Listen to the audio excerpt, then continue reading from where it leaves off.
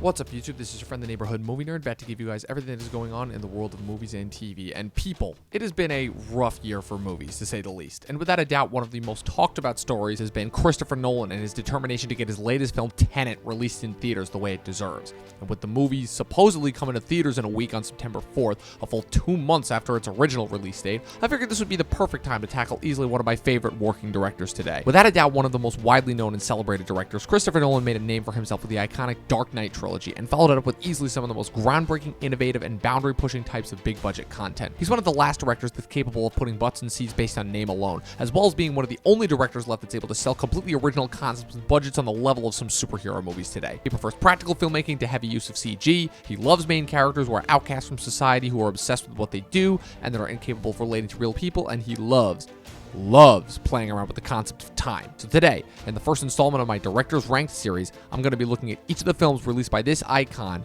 This is Christopher Nolan Ranked.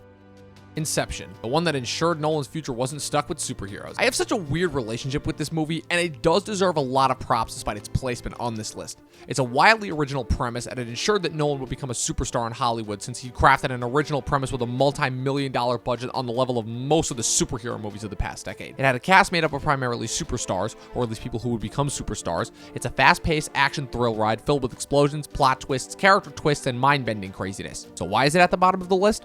Because this film fell victim to something a couple of movies have for me, and that it was so hyped up when it was initially released, almost to the point where the quality of the actual film couldn't even match up to the hype, and it kind of ruined it for me. Nolan has never made a bad movie in my mind, and it absolutely is a thrill ride when it picks up, but the movie is steeped in exposition for a solid chunk of its 2.5-hour run. And the thing is that with the exception of Leonardo DiCaprio's Cobb, we really don't get to know any of these characters that well. They all serve their purpose for the plot, and they're all charming characters, well, mostly charming, but their lack of motivation serves to make them more so just plot devices than anything else, which also serves to detract from the heist nature of the film as well. Nolan is at his best when he's working with lonely outsiders obsessed with what they do, and while this film did have that, it's also when the spectacle started to overtake the substance, and the film really does leave me with nothing. Dunkirk. The film centers around the final days of the evacuation of Dunkirk, a small beach town in northern France, and pulls a Black Hawk down in that it shows the different points of view from all the major parties involved. The soldiers, both privates and commandos, stuck on the beaches watching their chances of escape getting bombed repeatedly, the sky commandos who are desperately attempting to get to the beach to reinforce their comrades, and the civilians who were pulled in as a last resort in order to help evacuate the soldiers. This is without a doubt the most torn I've ever been on a Nolan movie. On the one hand, Nolan brings everything that he's learned as a filmmaker throughout his near 20-year career to the table here in order to give us one of the most technically brilliant, in-the-moment, visually enthralling, and above all else, different war dramas.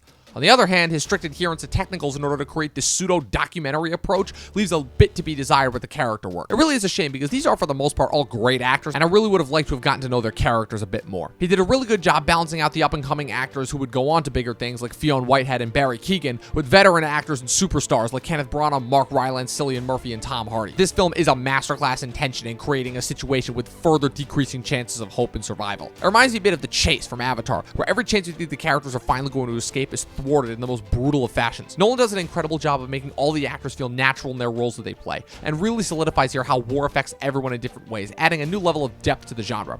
The biggest conundrum that I have, however, is his usage of time in the film to create the traditional non-linear narrative, because in addition to the multiple vantage points, he also has each point take place over a different period of time, with the beach scenes taking place over a week, the boat scenes over a day, and the plane scenes in an hour. I understand the motivation behind the choice and showing that when it comes to harrowing experiences like war, time has no meaning, and I even admire it, but execution-wise it fell a bit flat and made the narrative feel much more confusing than it needed to be. It's a technically brilliant film, it's easily his most daring film yet, and it's certainly an incredible visual experience, but I just wish that it was as strong in the story department. Insomnia, Nolan 7. No, seriously, this film is extremely similar to a lot of crime thriller movies from the 90s. The thing about this movie is that it's the least talked about of Nolan's films, and upon watching it, it becomes immediately apparent why.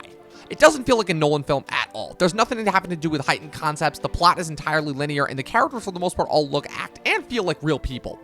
This primarily comes from the fact that this is the only movie he's directed that he did not write, and to me, it actually helps add a lot of things that most people wouldn't think would really matter. The plot of the film is simple. Al Pacino was a well-known detective from LA who flies to a remote town in Alaska with his partner in order to investigate the death of a teenage girl. Things immediately go south when, during a chase through a foggy day, he accidentally shoots and kills his partner, who, as it turns out, was going to out him on a corruption case he was involved with back in LA. He starts suffering from insomnia, and it causes him to unravel both physically and mentally. And to make matters worse, he becomes involved in a cat-and-mouse game with the killer, portrayed brilliantly by Robin Williams, due to the fact that he saw Pacino kill his partner. The thing that I love about this movie is that because Nolan's not involved in the story, it forces him to step back and really focus on directing a haunting, eerie crime thriller, and it does a supremely good job of putting us in the character's shoes, because we are with Pacino every step of the way throughout his journey of unravelment. Pacino himself gives a very subtle performance, but the real reason you watch this movie are the moments between him and Robin Williams. Williams is incredible in this movie, and watching the back and forth scenes between these two, one can see where the inspiration for the legendary interrogation scene from The Dark Knight came from. These are two masters of their craft, putting everything that they've got on display here, and it works better than anyone could have possibly hoped. It's really a shame that they were never in a movie together again, because they really do make this movie. Outside of these points, the movie's a pretty standard crime thriller, but even without his usual tricks, Nolan still manages to put a spin on this movie that makes it stand above the rest of its kind. Following, Nolan's feature debut that encapsulates everything that we'd put to use in his later films. It's so funny because this really is the only one of Nolan's movies that I can really review like a regular film, because literally no one I know has talked about or even mentioned this movie's existence. Taking place in London and shot entirely in black and white, the film follows a young social outcast who enjoys following people to use them as subjects for his writing. He ends up following the wrong man, who seduces him into his life of breaking into people's houses, and is then caught up in a subsequent web of crime, seduction, and mistaken identity. The film is a very basic noir, right down to having a femme fatale and everything. And of course, Nolan adds his little twist by having the majority of the movie take place out of order. The film randomly cuts forward in time and then back to the beginning, creating 3 separate timelines that interweave and intersect to create the narrative. When I said that this film encapsulates everything that Nolan will put to use in his later films, I meant it. Social outcast who can't relate to regular people and convinces himself that he's better than people because of his obsession? Check. A non-linear storyline? Check. A seductory antagonist? Check, check, and check. It's a simple movie, but an enjoyable one at that, and it showed that even before all the spectacle and IMAX bang and flash, Nolan was an accomplished storyteller. It really is a shame that this film wasn't talked about the way the rest of his movies are, because anyone who wants to understand Nolan as a person need look no further than this movie. The Dark Knight Rises, Batman movie that everybody hated because it didn't have the Joker. This film, along with The Godfather 3, are third entry films that followed up absolutely incredible sophomore efforts and are widely recognized as the weakest of the trilogy, to the point where they're almost viewed as bad movies. The other thing that they have in common is that I very much enjoy both of them, and The Dark Knight Rises was, for me, my favorite Nolan film for a while. I even liked it more than The Dark Knight. And while yes, I have come around on the fact that The Dark Knight is a vastly superior film, I think to write this off as a bad film completely discounts all the things that this film accomplishes that are great. I appreciate how, for this one, Nolan is actually concerned with conclusion, something that most people just seem to want to avoid. He wants to break down exactly the last thing that The Dark Knight needs to confront before he can let go of his alternate persona. And he does that brilliantly by confronting him with an enemy that's not only strategically brilliant, but also capable of beating him physically. It really cannot be stated enough how threatening Tom Hardy is as Bane. The man who broke the bat was, for the most part, simply a massive physical threat that Batman had to overcome in the comics, but Nolan completely radicalized him, making him much more of a physically imposing mastermind akin to a James Bond villain. It's no secret that Nolan has always loved the spy franchise, and here he combines it with his new proficiency of IMAX shooting to give us a Batman visual experience the likes of which we have not gotten before. It's intense, it's grandiose, it's emotional, and yes, it is very long, but it's one of those movies that to me earns its length. It was the perfect wrap up to Nolan's take on the character, and he sent it off in the only way he knows how, with the grandest of grand finales. The Prestige. This is Nolan taking that one line from Thor and making a whole movie out of it. The story of two rival magicians in late 19th century London whose bitter feud led to a couple of deaths, some strange business with electricity and duplication, and a voyeur into what really goes on behind the scenes of these types of magic shows. The thing about this movie is that it could easily be looked over as a stuffy period piece, but Nolan applies all of his signature distinctive filmmaking stylisms in order to make this a whole different type of experience. This honestly might be the best of all worlds when it comes to Nolan. It doesn't have a tremendous scale, so it keeps itself relatively low-key, forcing the characters to really take center stage. The character drama is actually interesting, and it also adds a lot to the world, introducing some alternative history moments that make the drama that much more juicy, and the story itself is a fascinating one, using each new magic trick as a way to both further the story and the rivalry between the two main characters. And what's also great is that the source of the rivalry is kept entirely ambiguous, which doesn't allow one to really have any sway over the other. It's another star-studded cast, with Hugh Jackman and Christian Bale as the respective Angier and Borton, being joined by Michael Caine, Rebecca Hall, Scarlett Johansson, Andy Serkis, and David freaking Bowie as Nikola Tesla himself. While it is a period piece, it's also a mystery noir. It truly does have the best of all things Nolan. And I think if I had to pick one movie that didn't have a massive following because of comic appeal, didn't ride off the coattails of IMAX spectacle, and just had a really good, interesting story, it would be this one. The thing that I love about Nolan's earlier movies is how simplistic the actual filmmaking is, which really allows the stories to stand for themselves, and there are some damn good ones. The movie itself almost acts as one of the many magic tricks that it's showing to the various audiences throughout, continuing to draw one in to find out the mystery of how these magicians keep pulling off these tricks right up until the final twist, which is so brilliant I wouldn't dare spoil it here. It asks the question of what one is willing to do to be the best, a theme that is made for some of my favorite movies, and this movie is no exception.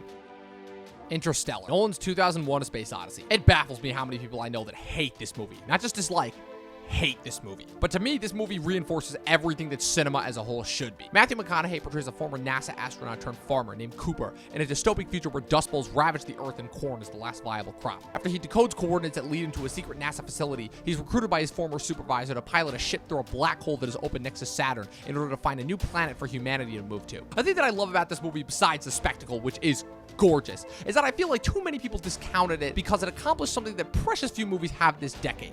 It was truly epic. Relying on exposition to sell the emotion? Yes. But I love how Nolan completely doubles down on his stance on humanity and its collective will to survive, as well as actually using the idea of space travel to further that. We've seen it hinted at so many times in different movies, but for the most part, those movies always take a left turn so that they can save money, but not here. Nolan spared no expense on this movie, as this was his biggest movie to date, and besides the jaw-dropping visuals, which rightfully won the Academy Award for Best Visual Effects, the actual science in this movie is not only accurate, but fascinating to watch. This movie explores and plays around with so many different real-life science and sci-fi principles, but unlike other sci-fi exploration movies, it's actually interested in applying said real-world scientific principles to storytelling in the most accurate ways possible. And with all that, this movie feels like a worthwhile addition to the cabinet of surreal, epic sci-fi movies that seek to ask those questions that other movies won't, like a Solaris or a 2001: A Space Odyssey. Sure, not all the performances work, and I'll be the first to admit that he could have done a much better job with the end message of love transcending time and space, but for my money, this is one of the most daring movies I've ever seen, and arguably the last truly great original theatrical movie-going experience. It took me on a trip to the other side of the universe and back, and it's easily one of my favorite Nolan movies.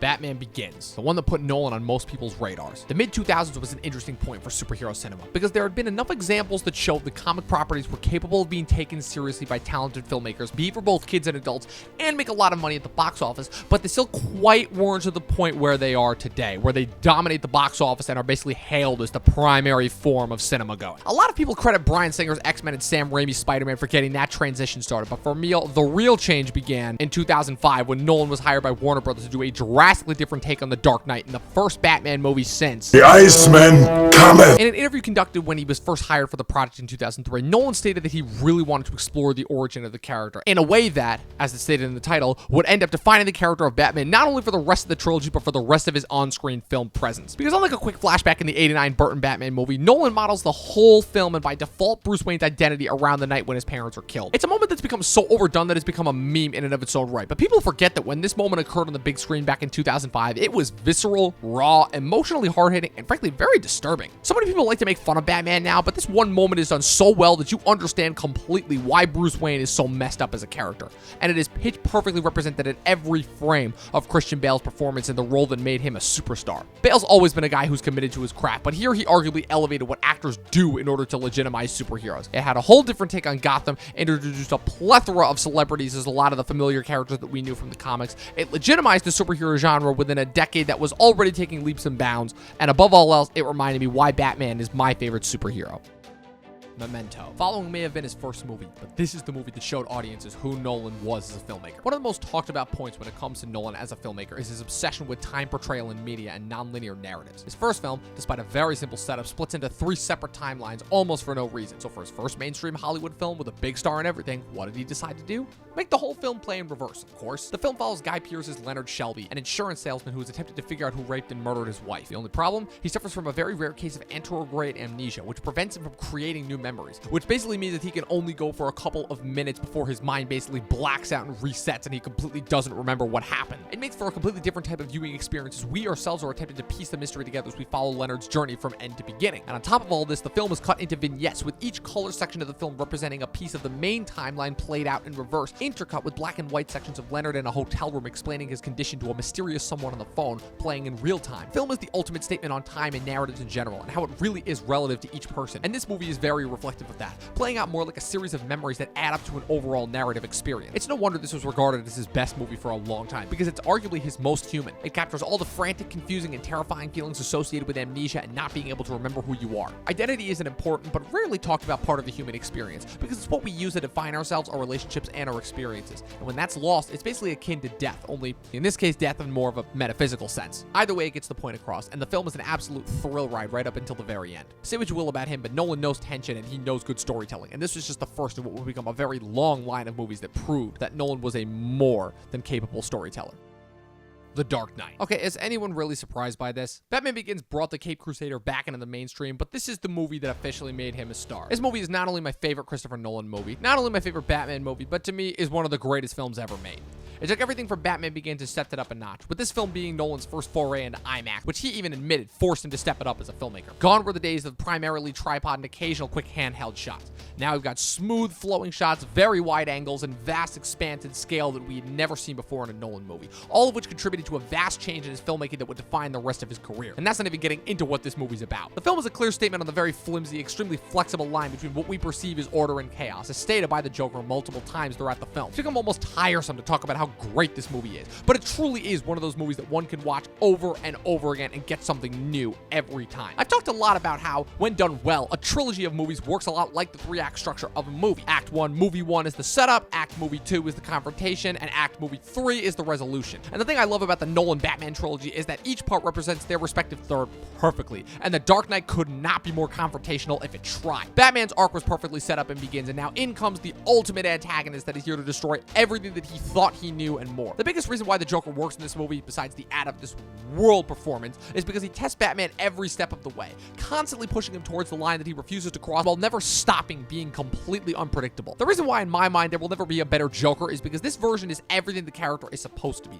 Chaos unleashed, a walking, talking enigma. We as human beings are simultaneously fascinated and terrified by that which we cannot understand, which is why this version of the Joker might be the greatest character / performance just force ever seen in media. As for the story itself, yeah, Nolan proved that he is a gigantic fan of heat. The illusions are all over this movie. But taking everything else that's great about this movie out of it, this truly is the best that Nolan has ever been as a director. It's his only movie since he switched to IMAX that's not primarily spectacle, but the IMAX does help to make this seem like an even bigger film than any that he'd made before. It's easily got the highest stakes and the most grinding of tension due to how he characterizes the greatest comic book villain in history. It was the final nail in the coffin of comic book movies not being taken seriously. Plus, he's the guy who made the greatest comic book movie of all time. That is it. Those are all 10 of Christopher Nolan's films ranked by me. What did you guys think? Were they as shocking as I'd hoped they'd be? Whatever your thoughts are, leave them in the comments below. How would you personally rank Christopher Nolan's filmography? Make sure you also click the like button and that subscribe button. Click the little bell next to the subscribe button. That way you get notified every time we put up new content. We have new content that we put up every Monday, Wednesday, and Friday, and we're always working on new stuff. So if you guys have any suggestions, please let us know in the comment section below. It is the most essential part of this whole thing. And as always, watch more fucking movies.